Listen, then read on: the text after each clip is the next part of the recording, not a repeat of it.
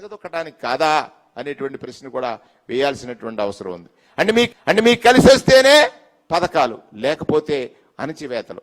ఇక్కడ నేను రెండోది అడుగుతా ఉన్నాను. జగన్మోహన్ రెడ్డి గారు ఉన్నప్పుడు మీరు అన్నారు 56 కార్పొరేషన్లు పెట్టి బీసీల ఆత్మ గౌరవ రక్షకుడిగా జగన్మోహన్ రెడ్డి గారు ఒకే రోజు ప్రకటన చేస్తే మీరు అన్నారు. ఆ రోజు మాటలు గుర్తున్నాయో లేవో? మీ నాయకులందరితో మాట్లాడించారు. ఆఫీస్ లేదన్నారు, వాళ్ళు కూర్చోవడానికి టేబుల్ లేదన్నారు, చైర్ లేదన్నారు. మీరు ఏమి ఇచ్చారని అడిగారు.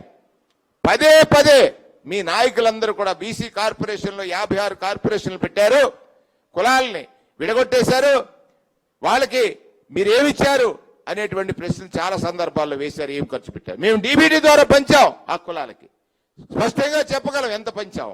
కానీ మీరు ఇవాళ ఏమిచ్చారు? 56 కార్పొరేషన్లు 40 కార్పొరేషన్లు ఫిల్ చేశారు, ఇంకా 16 చేయలేదు. 56 కార్పొరేషన్లు మేము ఏర్పాటు చేస్తే ఆ రోజు మమ్మల్ని విమర్శించిన మీరు ఇవాళ 40 కార్పొరేషన్లు ఏర్పాటు చేశారు. సరే, ఆ కార్పొరేషన్లు బల్లలో కుర్చీలు మేమిచ్చిన వాటిలోనే కూర్చున్నారు, మేము ఏర్పాటు చేసిన భవనంలోనే కూర్చున్నారు. కానీ మీరన్నమాట మరొకసారి నేను ప్రశ్నిస్తా ఉన్నాను. ఈ కార్పొరేషన్లకు ఏం ఖర్చు చేశారు, ఏమిచ్చారని మీరేమిచ్చారు ఇప్పుడు చెప్పని అడుగుతున్నాను. 2.5 సంవత్సరాల దగ్గర అవుతా ఉంది. కార్పొరేషన్ చైర్మన్ల కోసం కేటాయించిన నిధులెంత, రిలీజ్ చేసిన బడ్జెట్ ఎంత చెప్పాల్సినటువంటి అవసరం కూడా సందర్భంగా మనవి చేస్తా ఉన్నాను. ఒక్కడే చంద్రబాబు నాయుడు గారు మోసాల్ని ఎలుగెత్తి చాటాలి, చర్చా వేదికల్లో మాట్లాడాలి. ఇవాళ చూస్తా ఉన్నాం, బలహీన వర్గాల్లో నాయకుడిగా ఎదిగితే మీకు కంటగింపు. బీసీ వర్గాల్లో జోగి రమేష్ ఒక ప్రాంతంలో కష్టపడి ఎదిగినటువంటి నాయకుడి మీద ఏ రకమైనటువంటి దాడులు చేయించారండి? ఇది ప్రజాస్వామ్యమా? ప్రజలు అధికారం ఇస్తే మాట్లాడితే బీసీలు నాకు వెన్నుముక అని, మా పార్టీకి వెన్నుముక అంటారు. మీరు బీసీలకు వెన్నుముక్కాలా? అదే జగన్మోహన్ రెడ్డి గారికి మీకున్న వ్యత్యాసం.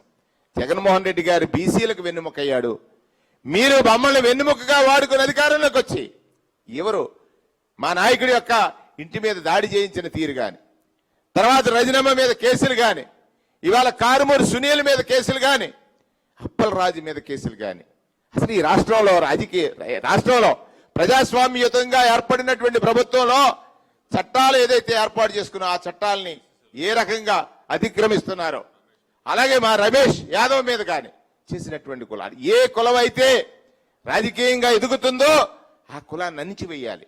ఆ కులంలో అబద్ధం అంటే సత్యదూరమైనటువంటి కేసులు వాళ్ళ మీద బనాయించాలి, భయపెట్టాలి.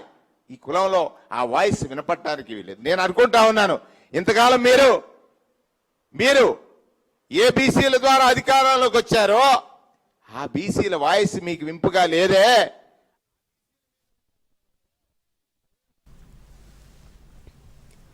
ఆగస్టు 9వ తేదీన విజయవాడలో బీసీల ఐక్యత చాటేలా గర్జన సభ నిర్వహించనుంది వైసీపీ.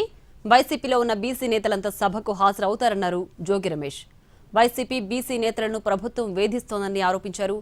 కూటమి ప్రభుత్వం కుప్పకూలిపోయే రోజు అతి దగ్గరలోనే ఉందన్నారు జోగి రమేష్.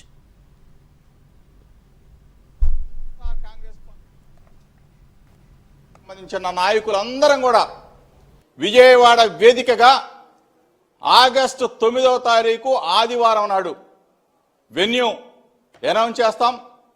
అందరం కూడా సంఘటితమై ఒకటి కాబోతా ఉన్నాం.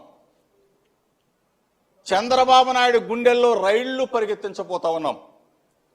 సామాజిక న్యాయం కోసం పరితపిస్తున్న ప్రతి ఒక్కరికి కూడా అండగా ఉంటాం.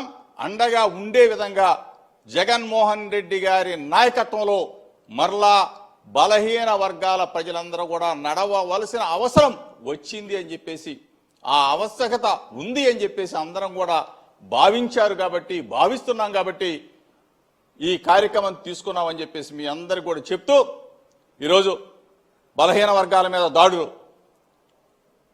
నా సైతం 83 రోజులు జైలు, నా పక్కనే ఉన్న సోదరి రజనమ్మ మీద దాడులు, ఒక పక్కన కారుమూరి సునీల్ అరెస్ట్, కారుమూరి నాగేశ్వరరావుని వేధింపులు, నా సోదరుడు అప్పలరాజుని అన్యాయంగా అరెస్ట్, అప్పలరాజు కుమారుడు చిన్న వయసులోనే అతన్ని జైలుకు పంపించిన వైనం.